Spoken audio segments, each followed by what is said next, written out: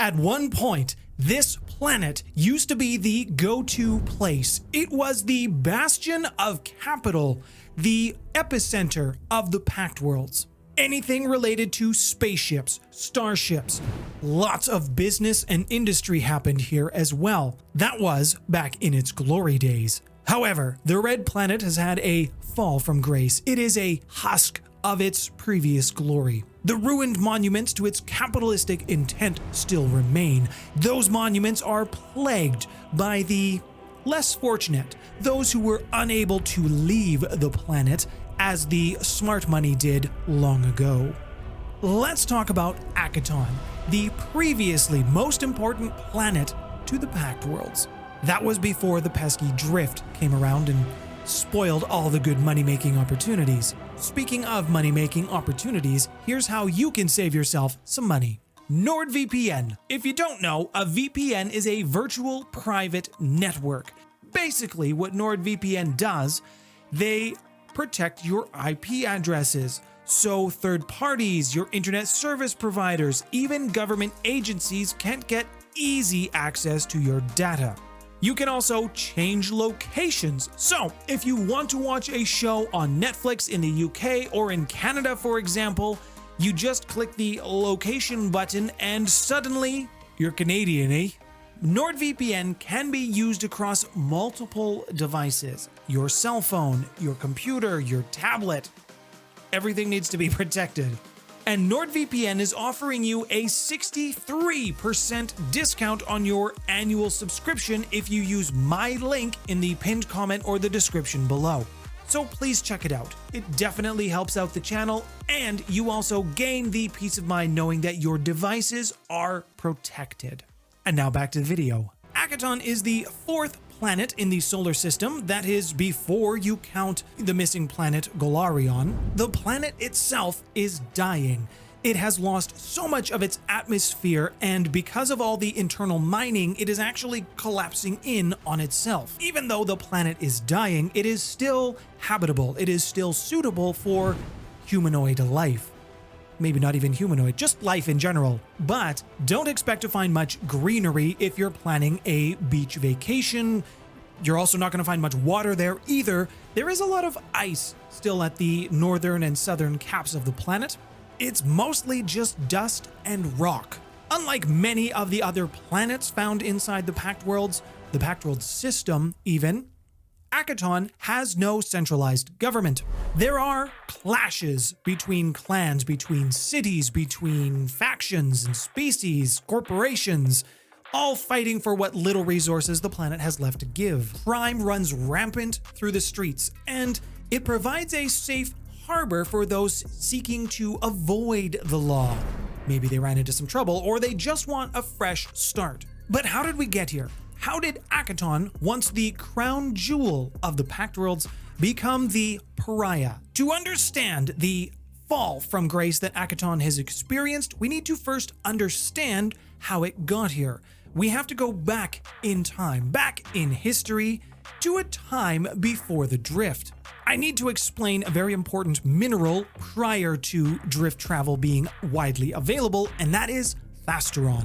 Back in the good old days, if you wanted to travel through space, you had to do it the old-fashioned way through faster-than-light travel. This took a very long time to get anywhere in space. And the fuel that was required to power engines for this faster-than-light travel, guess what?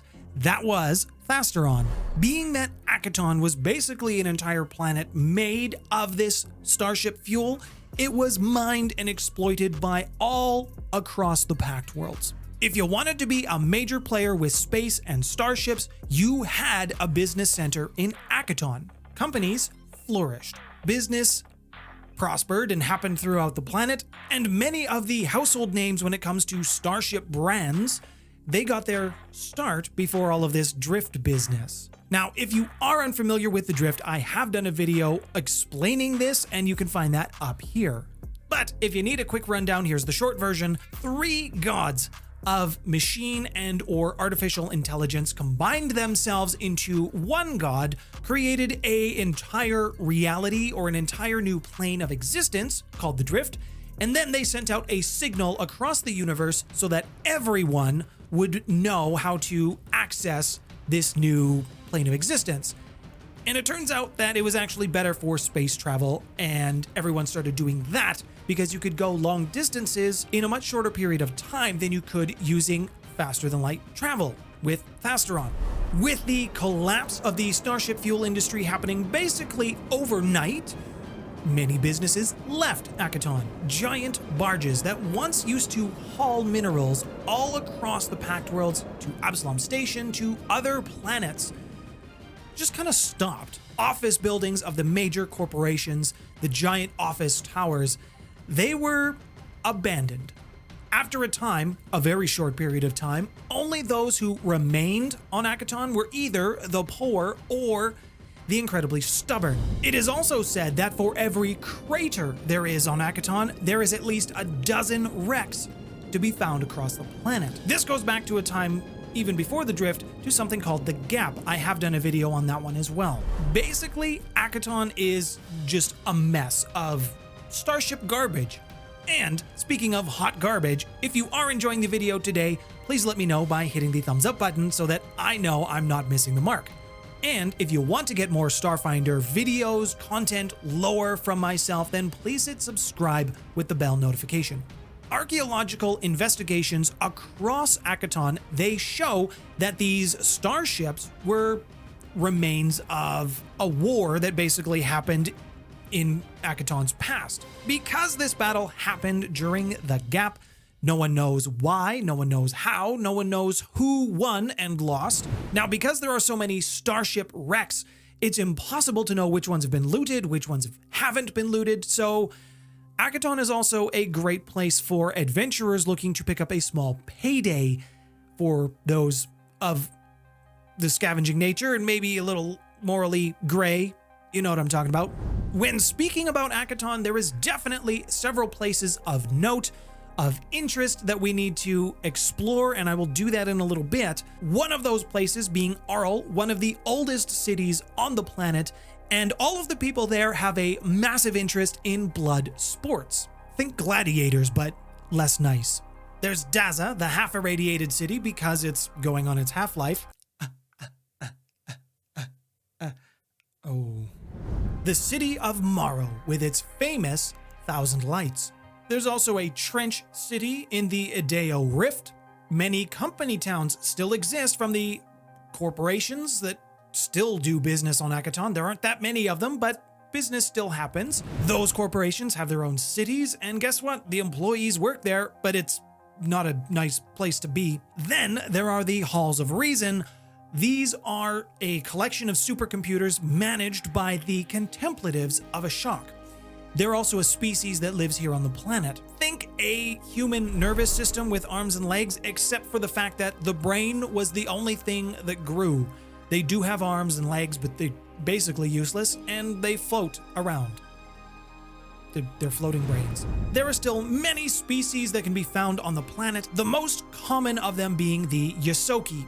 They just like the environment, and they're very communal. Know who else likes the community aspect and the dry, harsh environment? That would be the Ikeshti. Think Vesk, but red. Then there's also the Shobads. Shobads? Shobads. They're basically four-armed giants, and they live on the desert. They fight for honor. They make great mercenaries and scouts, actually. And if you're exploring Akiton on foot, you're definitely going to need one of those scouts to hire as a mercenary or somebody to guide you, because those vast, unprotected swaths of land, anybody could roll up on you. It's basically the space Midwest. That doesn't mean that the cities are safe, but I will get to that in a minute. There is also several gangs that are prominent to this planet. They all do different things, but they would be common knowledge to anyone living on this planet, or if you visited a couple of times. The Arroyo Boys. They are known for just being badass mercenaries because they live in the places where even some of the most ferocious creatures that exist on Akiton don't go. Perhaps the most infamous gang that exists on Akiton is the Sandstorm 9. This is a group of Kasatha mercenaries, bandits, whatever you want to call them, who formed a very dangerous gang. The Sandstorm 9. Not only do they just enjoy stealing your stuff, they also enjoy stealing people and selling them. Within the Pact Worlds, there are basically no places that allow slavery to happen. However, on Akiton, while officially it's not allowed, this doesn't stop the city-states from doing anything about it. This doesn't stop the gangs from selling you to an underground ring. The Sandstorm 9 can typically be found in the Ridgelands just northeast of Arl. The cities might seem like a safer bet, that there would be some police presence. There isn't. Basically, what you will find is rival gangs. You will find that those who are in power got there because they could take what they wanted and keep it. Plutocrats, crime lords, magnates, lots of different titles. They all mean basically the same thing, but this is what life is like inside one of the cities on Akiton. Speaking of cities, let's talk about Arl for a moment. I mentioned that Arl is one of the oldest cities ever established on Akiton. It sits atop the Arlkari Plateau, and it has been there since before the Gap. Kings have ruled Arl for thousands of years. They don't call them kings, they call them Thuroks. It's believed that sometime during the Gap, the Thuroks were no longer needed, they were no longer put into place. However, since the fall of Thasteron and the decline of Akiton's economy, the Thuroks have been reinstated as of late. The current Thurok of Arl is a human, Vahal Eos. Vahal is a man of action. He favors the bold and doesn't really like to wait for a support plan. It is very common for him to send his warriors to deal with the raiding parties around the outskirts of his city. He's also trying to re-establish his city in the galactic market, not centered around the production of Thasteron, but just around general production itself. And while he is seeing some success in this area, it still isn't competing on the galactic stage yet. Arl also has a very old and famous district. This brings in a lot of tourists. It was essentially a coliseum that existed even before the Gap, and it still remains today. It's not as impressive as the new one that they've built, so they can actually have their blood sports, one that houses about 150,000 people. But this historical site is one of the best preserved sites pre-Gap to exist, or that is known to exist, in the Pact Worlds. Daza, the Irradiated City. Within the Pact Worlds, there are many sources of clean and renewable energy. However, the path to achieve these sources of technology has not always been simple or straightforward. Daza is one place that can trace its origins to the Gap sometime in there. During this time, it's unknown when or how, the city developed its own fusion reactor with magical influence. Even in the modern time within Starfinder, the scientists and magical experts don't understand how this technology was blended together. They don't know how it works. What we do know is that it hasn't worked very well. Sometime after the Gap, post-Gap, when the citizens were rebuilding their lives, they woke up from losing all of their memories. They discovered that many of them were starting to get sick. Many of them were getting ill. It was later discovered that they were being poisoned by the magical radiation that was leaking from the power plant. As one might imagine, many left the city. However, Akiton is not known for its reasonable people, and there are still some stubborn souls who refuse to leave the city. Those who stayed either died or became very sick. An even smaller number of the populace actually developed extra organs. They mutated, they changed. They were able to recover from what should have been terminal illnesses, and their body fought it off like it was nothing. Once that news got out, it was only within maybe 10 years that it became a place of spiritual healing. Those seeking miracles would come and stay in the city. This does mean that there are many snake oil salespeople to be found in the city, but one benefit of this, personal radiation protection, very quickly advanced in this particular city. I can't imagine why. Daza is also home to the largest known leper colony in the Pact Worlds. If you have a disease that can't be cured, you're likely going to travel here hoping for your miracle, hoping that the radiation changes you in some way. Many are still waiting, unfortunately. I did talk a little bit about company towns, and while many of them are just ghost towns, many of them have squatters in them as well. There is one notable site, however, the fact that while this used to be one of the biggest boom towns when Thasteron was in demand, after the collapse of the planetary economy and the basically dishevelment of the whole area, part of the town fell into the ravine that it sits beside. The ravine is simply referred to as the Deep because it goes really far down. Golden Bay was the name of the ghost town. When part of it fell into the deep, when part of it fell into the gaping chasm, it was discovered that there was an unnatural collection of tunnels underneath Golden Bay. No one knows how they made them or why. But perhaps the most famous company town is that of Tivik. The town was named after the egomaniacal Yosoki, Tivik, who basically runs the town now. Tivik paid the best wages. Tivik had the best healthcare when it came to working on the job. The living conditions in Tivik, they were just generally the best in any of the corporate towns.